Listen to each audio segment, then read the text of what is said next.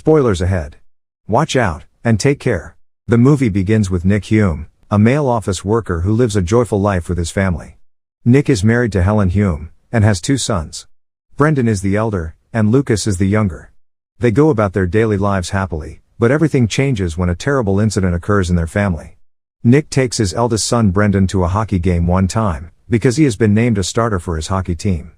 Meanwhile, his wife and younger son can't be with them, because Lucas has an appointment at the dentist. Nick is overjoyed to witness his son's outstanding performance during the hockey game. He is ecstatic about his son's victory. Later, Nick and Brendan talk in the car on the way home. Nick gets concerned after witnessing several sedans driving at high speeds. Brendan shares his passion for hockey, and hopes to pursue it as a career in the future. He hopes to one day play professional hockey. Soon after, they realize the car is out of gas, and have to pull over to the nearest gas station. Brendan goes to buy some drinks at the store, while Nick refuels their car. Unfortunately, a gang shows up at the store, and begins making a scene. It turns out that they are a gang of thugs attempting an armed robbery. Nick dashes toward the store as soon as he realizes his son is in danger. However, while attempting to flee, he is hit by another customer's car. Nick falls and injures his leg, making it difficult for him to walk. On the other hand, Brendan is threatened with a gun by the gangsters. He puts his hands behind his back, hoping to be released. However, one of the gangsters there orders the other gangsters to murder Brendan. The gangster states that murder is a prerequisite for joining their organization. The junior gangster complies and slashes with his machete. The gangsters flee the scene. When Nick finally reaches his son, he immediately requests assistance and takes him, lying limp, to the hospital. Unfortunately, he is unable to be saved. Helen and her younger son are emotionally overcome as they hear the news. Nick tries to comfort his broken-hearted wife by hugging her, but he himself becomes disoriented. That day marks the beginning of Nick and his family's nightmare. Helen is devastated and enraged by what happened to her son. She requests that Nick find out who killed her son, and put him in jail. Nick promises to take care of this, and they try to sleep. While Lucas is still upset about his brother's death, he looks at a photo of the two of them, from when they were still together. Lucas is distressed that his brother left so soon. The day after Nick's son's funeral, police arrest 5 teenagers, suspected of being involved in an armed robbery and murder the day before at a convenience store. Nick recognizes one of the 5 suspects' faces right away. Joe Darley, the suspect, still a minor. He is the #1 suspect because he joined the gangster group recently.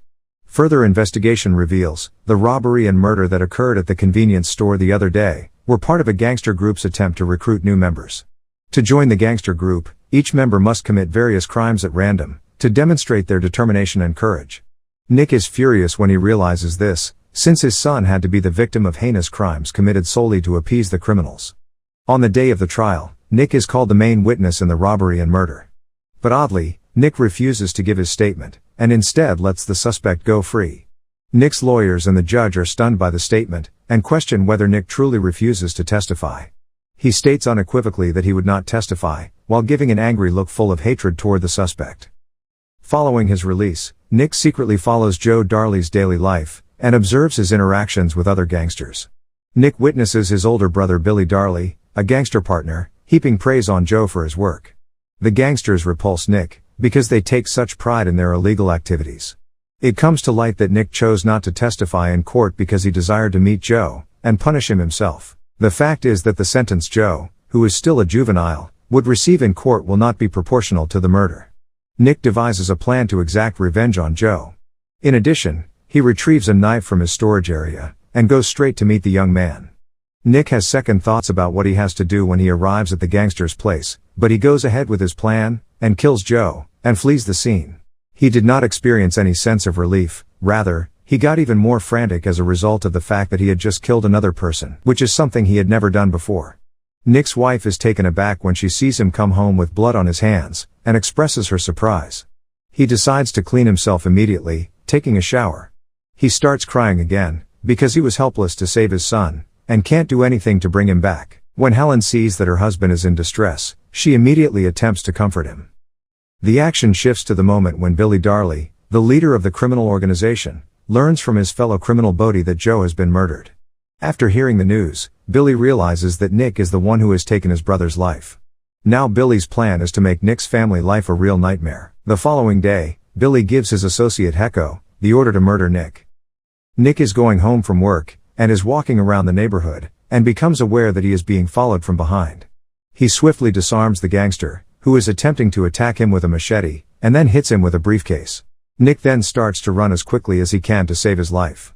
However, the criminal continues to follow him to the parking garage located on the top floor of the building.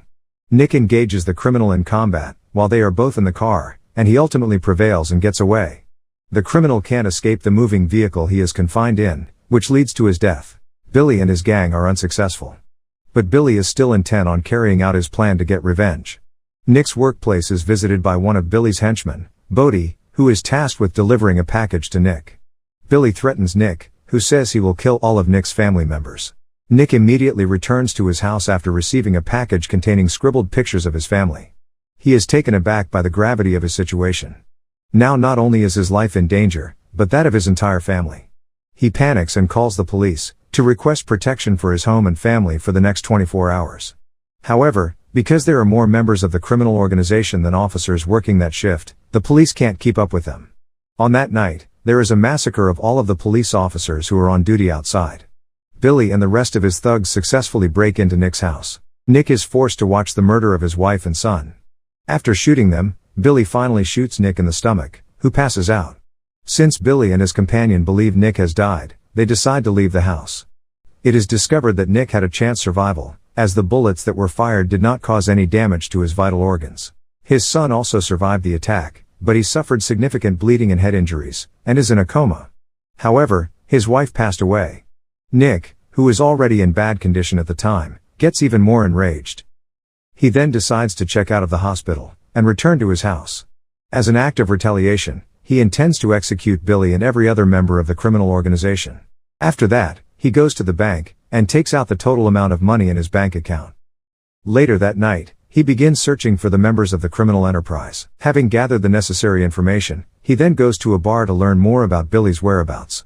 He stirs up a ruckus with one of the bartenders, because the guy does not intend to reveal at all where Billy is hiding. Eventually, Nick attacks the bartender and pays him money to force him to reveal. He also inquires about the best place to purchase a firearm.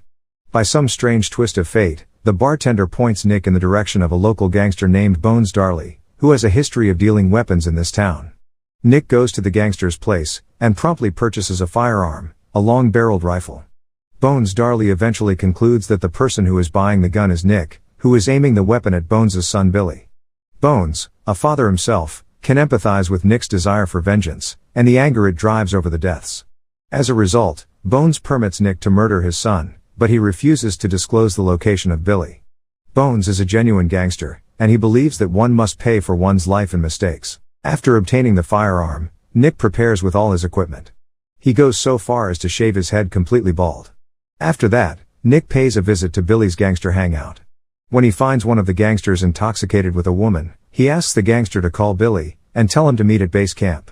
He uses the rifle he carries to kill the gangster. Billy is filled with anger, because Nick is killing his partner too easily, and he must stop him as soon as possible. Billy's father stops him from going to the base camp, and warns him to stay at home instead of going there. But Billy doesn't care, and he takes his father's life, shooting him in the head.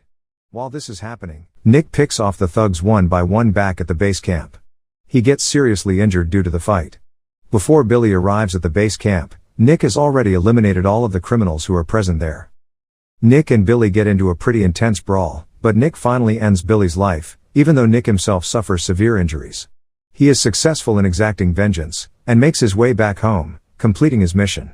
He staggers into his living room, and starts playing a recording from when all his family members were still alive and together.